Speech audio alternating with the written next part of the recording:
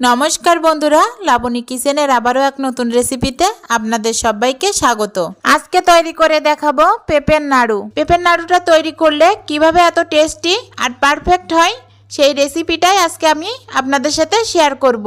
এইভাবে প্রথমে পেঁপের নাড়ুটা তৈরি করে যদি কারোর সামনে দেন, সে কিন্তু প্রথম অবস্থায় বুঝতেই পারবে না এটা নারকেলের নাড়ু না পেঁপের নাড়ু। এই নাড়ুটা খেতে অসম্ভব টেস্টি আর লোভনীয়। তো চলুন কথা না বাড়িয়ে রেসিপিটা শুরু করি, আর ভিডিওটা প্রথম থেকে শেষ পর্যন্ত দেখার অনুরোধ থাকলো। প্রথমে আমি এখানে বড় সাইজের একটা পেঁপে নিয়েছি।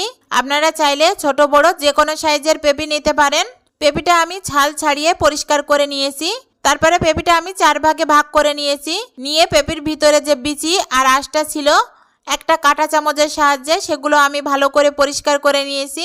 পেঁপেগুলো ছাল ছাড়ানোর পরে আবারও কিন্তু ভালো করে 2 থেকে 3 বার ভালো করে ডলে ডলে আমি ধুয়ে নিয়েছি।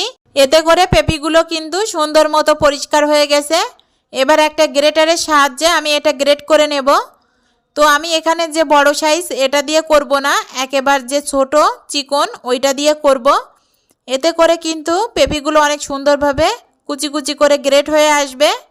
তো দেখেন আমি এখানে কিন্তু সবগুলো গ্রেট করে নিয়েছি, আর কত সুন্দরভাবে এটা গ্রেট হয়ে গেছে। গ্রেট করা পেঁপেগুলো কিন্তু আমি ধুয়ে নেব না প্রথম অবস্থায়। আমি এখানে 1 চামচের মতো লবণ দিয়ে দিলাম।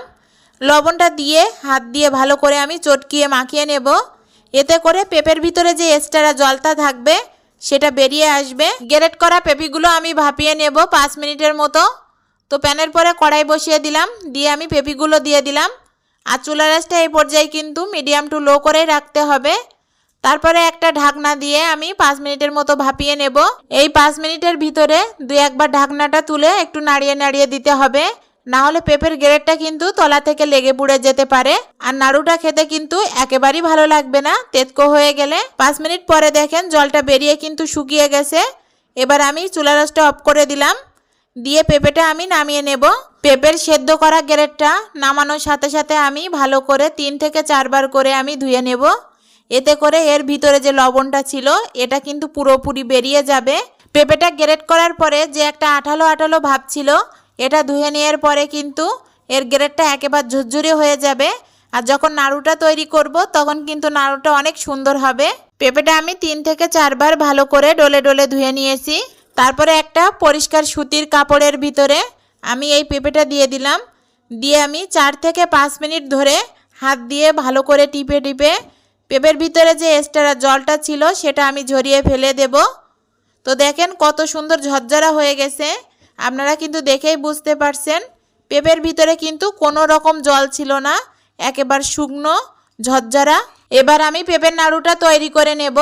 তার জন্য প্যানের পরে কড়াই বসিয়ে দিলাম, আর এখানে আমি 150 গ্রামের মতো চিনি দিয়ে দিলাম।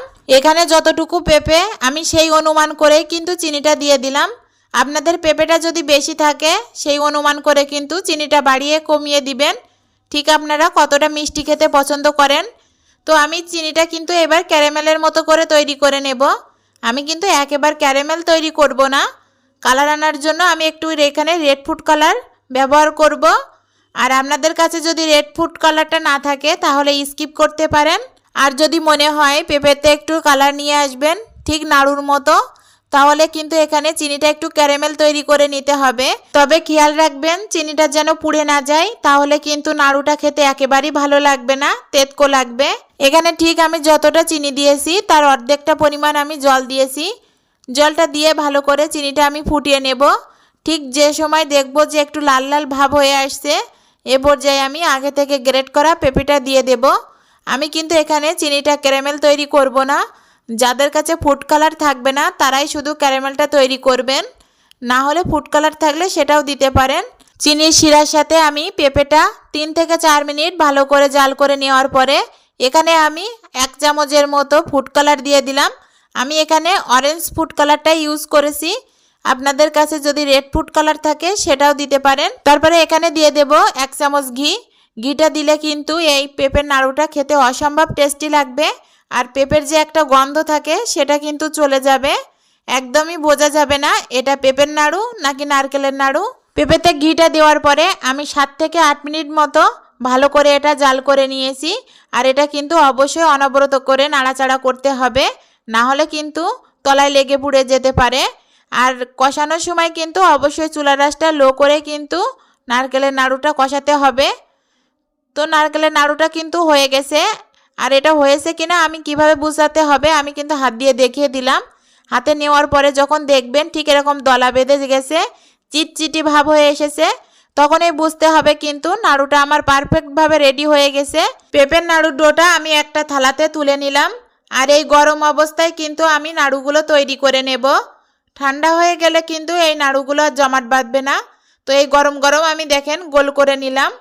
আর হাতে কিন্তু কোনো রকম আগে থেকে তেল দেওয়ার দরকার নেই, যেহেতু আমি পেঁপের নাড়ুতে ঘি দিয়েছি। তো দেখেন হাতে নাড়ুটা করার পরে কিন্তু তেল তেলি ভাব চলে এসেছে। তো সবগুলো নাড়ু আমার তৈরি করা শেষ। আমি একটা সার্ভিং ডিশে সার্ভ করে দেখিয়ে দিলাম। তো দেখেন কত সুন্দর হয়েছে। পেঁপের এই নাড়ুটা যদি প্রথম অবস্থায় কাউকে দেন, সে কিন্তু বুঝতেই পারবে না এটা পেঁপের নাড়ু নাকি নারকেলের নাড়ু। খেতে এতটা টেস্টি আর মজার হয়। পেঁপের এই নাড়ুটা আমি ভেঙে দেখিয়ে দিচ্ছি আপনাদেরকে। তো দেখেন কতটা সুন্দর, আর ভিতরটা কিন্তু একেবারে নারকেলের মতনই হয়েছে। আপনারা হয়তো দেখেই বুঝতে পারছেন কতটা সুন্দর আর ইয়ামি। তো পেঁপের এই নাড়ুটা যদি আপনাদের কাছে ভালো লেগে থাকে, অবশ্যই বাড়িতে একবার ট্রাই করবেন। আর আমার চ্যানেলে নতুন হয়ে থাকলে চ্যানেলটা সাবস্ক্রাইব করে রাখবেন। পাশে থাকা বেল আইকনটিতে ক্লিক করবেন নিত্য নতুন ভিডিও পেতে। ধন্যবাদ সকলকে।